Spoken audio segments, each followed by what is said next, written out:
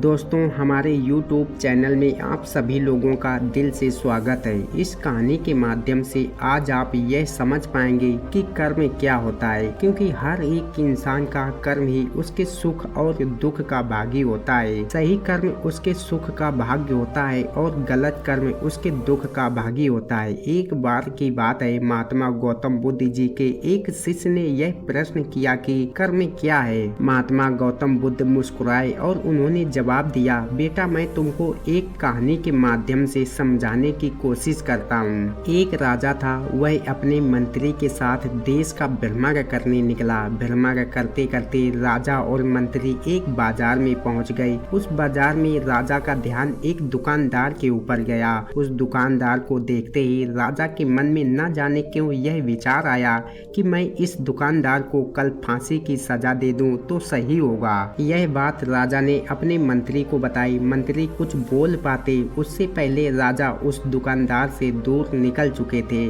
और दूसरी बातें करने लगे। मंत्री बहुत ही चिंतित हो गया। यह बात समझ नहीं पा रहा था कि दुकानदार की गलती क्या है। दुकानदार से बिना कुछ बात किए, बिना कुछ सोचे समझे महाराज ऐसा फैसला लेने के बारे में क्यों सोच रहे हैं। राजा और मंत्री भ्रमण करने के बाद राज दरबार वापस चले गए। मंत्री को रात भर नींद नहीं आई। सुबह जागने के बाद मंत्री एक साधारण प्रजा का रूप बनाकर उस दुकानदार के पास गया और उस दुकानदार से पूछा, तुम क्या बेचते हो। दुकानदार ने जवाब दिया, मैं चंदन की लकड़ी बेचता हूँ। फिर मंत्री आसपास के लोगों से दुकानदार के बारे में पूछना शुरू किया। सबने जवाब दिया कि दुकानदार किसी से बोलता नहीं है, हमेशा दुखी रहता है। मंत्री को बात समझ में आ गई। मंत्री फिर वापस दुकानदार के पास गया और उस दुकानदार से पूछा, तुम दुखी क्यों रहते हो। दुकानदार ने बताया, मैं दुखी इसलिए रहता हूँ क्योंकि मेरे दुकान पर लोग आते हैं, चंदन की लकड़ियाँ सूंघते हैं और बोलते हैं बहुत ही सुंदर हैं, बहुत अच्छी महक है, लेकिन कोई खरीदता नहीं है, इसलिए मैं बहुत दुखी रहता हूँ। मंत्री दुकानदार की बात सुनकर भाव विभोर हो गया। कोई भी दुकानदार दुखी क्यों न हो अगर उसके दुकान का कोई भी सामान खरीदा ना जाए, जबकि सामान में कोई कमी ना हो। मंत्री सोचने लगा कि यह दुकानदार अपने दुखों की वजह से इतना दुखी रहता है, परंतु राजा इस दुकानदार को फांसी पर क्यों लटकाना चाहते हैं। अर्थात राजा के मन में आए हुए विचार का उत्तर अभी मंत्री को नहीं मिला था। मंत्री ने फिर दुकानदार से पूछा, भाई तब तुम क्या करोगे अगर तुम्हारे दुकान की सारी चंदन की लकड़ियां ऐसे ही रखी की रखी रह जाएंगी। तो दुकानदार ने गुस्से भाव में बोला, हाँ मैं जानता हूँ मेरी चंदन की लकड़ियां ही ऐसे ही रखी रह जाएंगी, कोई नहीं खरीदेगा, इसलिए मैं सोचता हूँ कि हमारे देश का राजा जल्दी से मर जाए। अगर वह जल्दी से मर जाता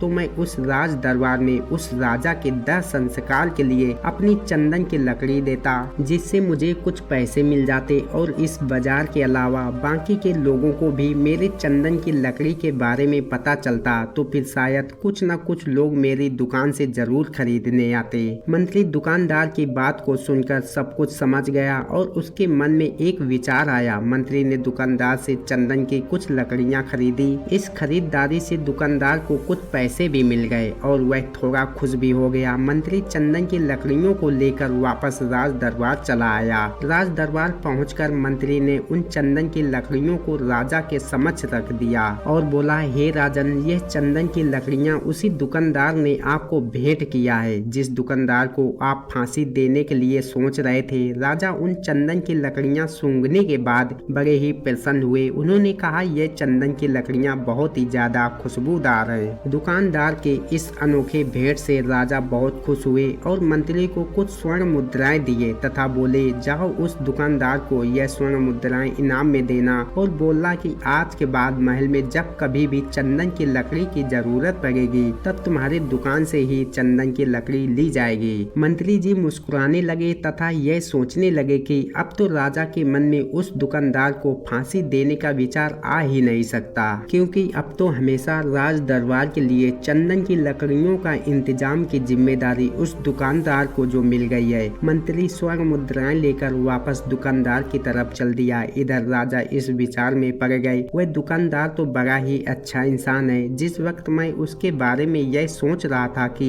मैं इसको कल फांसी दे दूंगा, तब शायद उसके मन में उस समय यह विचार चल रहा था कि राजन पहली बार मेरी दुकान के सामने आए हैं, क्यों न मैं उनको अपनी सुंदर और खुशबूदार लकड़ियों को भेंट करूं। और आज उसने मुझे भेंट भी किया। बेवजह ही मैं उसको फांसी देने के बारे में सोच रहा था। इधर मंत्री दुकानदार के पास पहुंच गया। मंत्री ने राजा के द्वारा दी गई स्वर्ण मुद्राएं दुकानदार को देते हुए कहा कि जिन चंदन की लकड़ी को कल मैं खरीद कर ले गया था, उन चंदन की लकड़ियों को राजा ने बहुत पसंद किया और इनाम के तौर पर तुमको यह कुछ स्वर्ण मुद्राएं दिए हैं। वो दुकानदार बहुत ही खुश होने लगा। साथ ही साथ मंत्री ने उस दुकानदार को यह भी बताया कि अब आज के बाद राज दरबार में जब कभी भी चंदन की लकड़ियों की जरूरत पड़ेगी तो सारी चंदन की लकड़ियां तुम्हारे दुकान से ली जाएंगी। दुकानदार मंत्री की बात सुनकर बहुत ही खुश हो गया। मंत्री ने दुकानदार से पूछा, क्यों भाई, तुम तो राजा के बारे में इतना बुरा भला सोचते थे,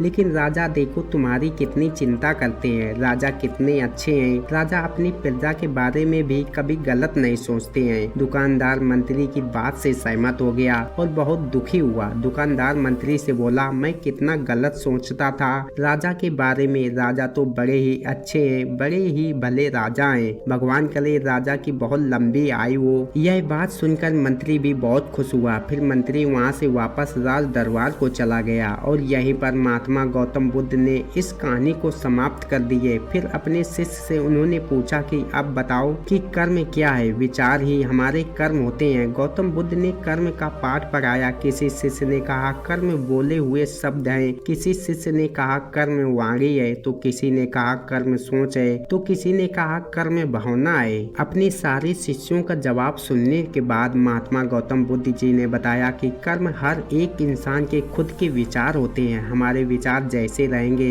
हम वैसे ही कर्म करेंगे और उन्हीं विचारों के द्वारा किए हुए कर्म हमारे सुख और दुख के लिए उत्तरदायी होंगे। अर्थात हमारे विचार अगर गलत हैं तो हमारे द्वारा किए हुए कर्म भी गलत होंगे तथा इसका परिणाम भी गलत निकलेगा। परिणाम स्वरूप हम दुखी रहेंगे। अगर हमारे विचार सही रहेंगे तो हम सही कर्म करेंगे। सही कर्म करेंगे तो फिर सही फल मिलेगा, जिससे हम सुखी रहेंगे। इस कहानी से हमने यह सीखा कि अगर हमारे विचार सही रहेंगे, निष्पाप रहेंगे, तो उन्हें निष्पाप और सही सोच की वजह से लिए गए हर फैसला सही होगा। और दूसरों के प्रति हमेशा सकारात्मक सोचे। जब आप दूसरों के लिए सही सोचोगे तो आपके साथ कभी गलत हो ही नहीं सकता। इसलिए जितना हो सके अपने से दूसरों को दुख नहीं देना चाहिए। यह कहानी अब यहीं पर समाप्त होती है। धन्यवाद मेरे प्रिय दोस्तों।